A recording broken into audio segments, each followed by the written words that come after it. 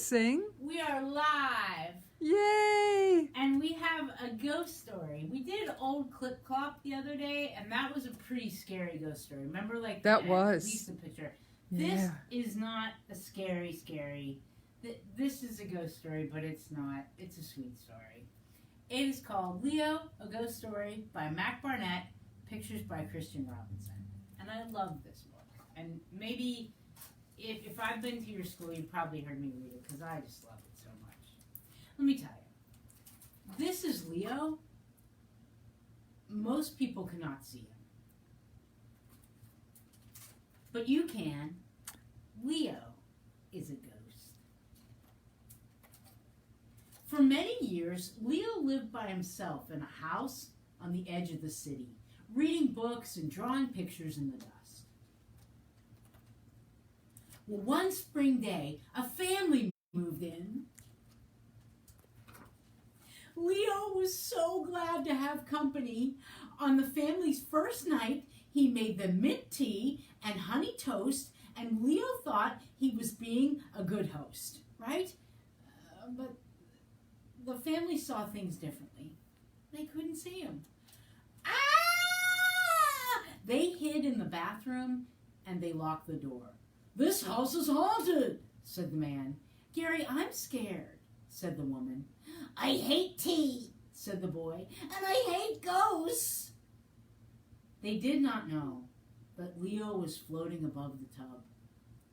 He heard everything they said. Oh, poor Leo. I know. The family called in a scientist, a clergyman, and a psychic to try to get rid of the ghost. But they should have saved their money. Leo knew he was unwanted, and he said goodbye to his home and left. Oh, bye, Leo. I've been a house ghost all of my life. Maybe I would like being a roaming ghost for a while. So Leo roamed. Leo saw the city and people who lived there. Nobody saw Leo. The city was not like Leo remembered it. Some places were wonderful. Some places were scary. Everywhere it was so noisy. Leo went to a street corner where his favorite candy store used to be. Now nothing was there. "Excuse me," he asked a police officer. "Do you know where?" The officer walked right through him. There was an afternoon when Leo found himself roaming along a sidewalk covered in drawings. He came to a girl holding chalk in her hand. The girl looked up and stared right at Leo. "I'm Jane," she said. "What's your name?" It was so strange to be looked at that at first Leo said nothing. Finally he replied, "I'm Leo." Jane nodded. "Leo, do you want to play Knights of the Round Table?" Yay! "Yes," Leo said, because he did. "Good. First you have to get knighted by the king." "Who's the king?" "I am. That's why I'm wearing this crown on my head." Leo looked on her head, but he didn't see a crown. Still, he kneeled down and was knighted on the spot. Leo and Jane sat at a table. "Sir Leo, meet Sir Rufus, a loyal dog. Don't you think he looked handsome in his armor?"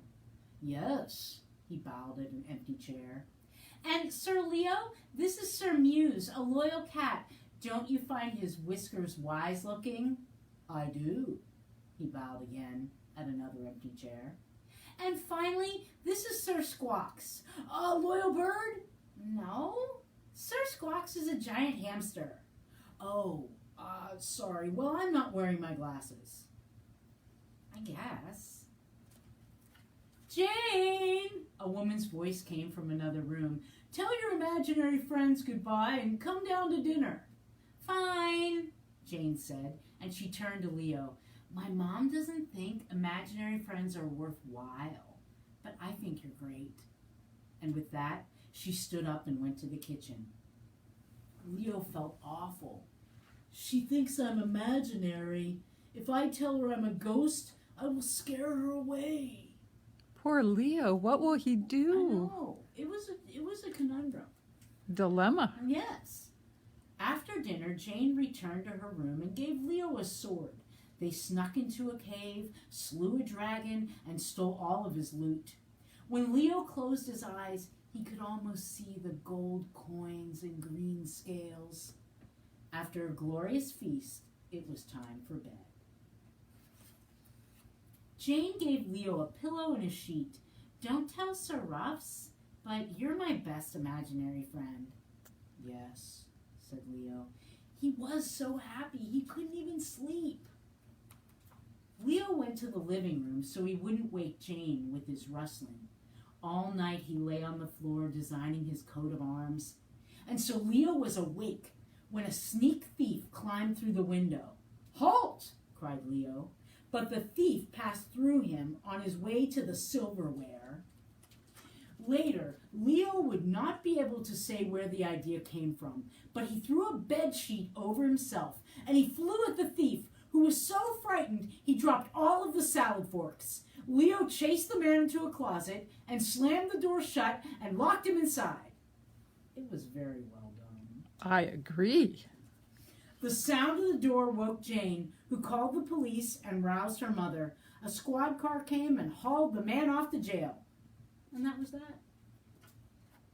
"Thanks," said Jane. "You're welcome. I'm glad I could help." "But, Leo, if you're my imaginary friend, how did you scare that robber?" Leo looked down at the carpet. "Jane, I told you a lie. I'm a ghost. I said I was your imaginary friend, but I'm not. I'm just your real friend." "Oh, that's even better!" And they went to the kitchen to have mint tea and honey toast at midnight. Wonderful. Isn't that a great story? Yes. I love that story. My friends, my little dreamers, my big dreamers, all my friends, I hope you have a wonderful evening. I'm very thankful. Thanks for letting me share this with you. Thank you, Miss Jan. Do me a favor. Anytime. Kiss your beautiful brain. Kiss your loving heart. And look in the mirror. And say, "Hey, good looking." Because you're all good looking just the way you are. Thanks, friends. Bye-bye. No. Just hit finish. Oh.